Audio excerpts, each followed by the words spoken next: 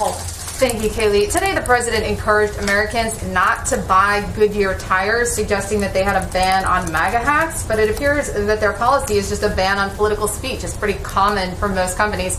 So why is the president retaliating against a private company for their dress code and potentially jeopardizing American jobs? So Goodyear needs to come out and clarify their policy. There was an image. They failed to clear. Yes, I did see their statements, which still failed to clarify their policy. What happened is there was an image that was put out that showed that certain speech was acceptable, Black Lives Matter insignia, for instance, but what was not allowed was Blue Lives Matter. What was not allowed was MAGA hats. What was clearly targeted was a certain ideology. They have not denied that that image was presented at one of their facilities, and they need to come out. Racial equality, racial justice, that is okay, but not political speech. That's pretty standard across the board right now. That's not that unusual. Did the president even reach out to Goodyear before he tweeted? They came out and said equity issues. As far as I'm concerned, Blue Lives Matter is an equity issue. There have been police officers across this country that have been targeted because they wear the badge. Look no further than Dallas, where 5 police officers died.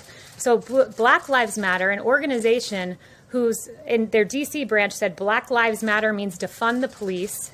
One of their presidents in New York said we will burn down the system. We all remember in 2015 the yelling of pigs in a blanket, fry 'em like bacon at a Black Lives Matter rally. That speech is allowed, but Blue Lives Matter is not allowed. And I will stand at this podium and say Blue Lives Matter is an equity issue, and Goodyear needs to come out and acknowledge that. Yes.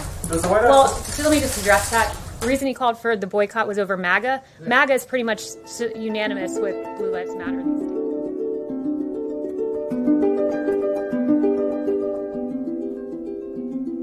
A story of heroism this morning after a Goodyear blimp burst into flames and fell from the sky. Our Nick Watt reports on how the blimp's pilot courageously evacuated his passengers before facing his own fate.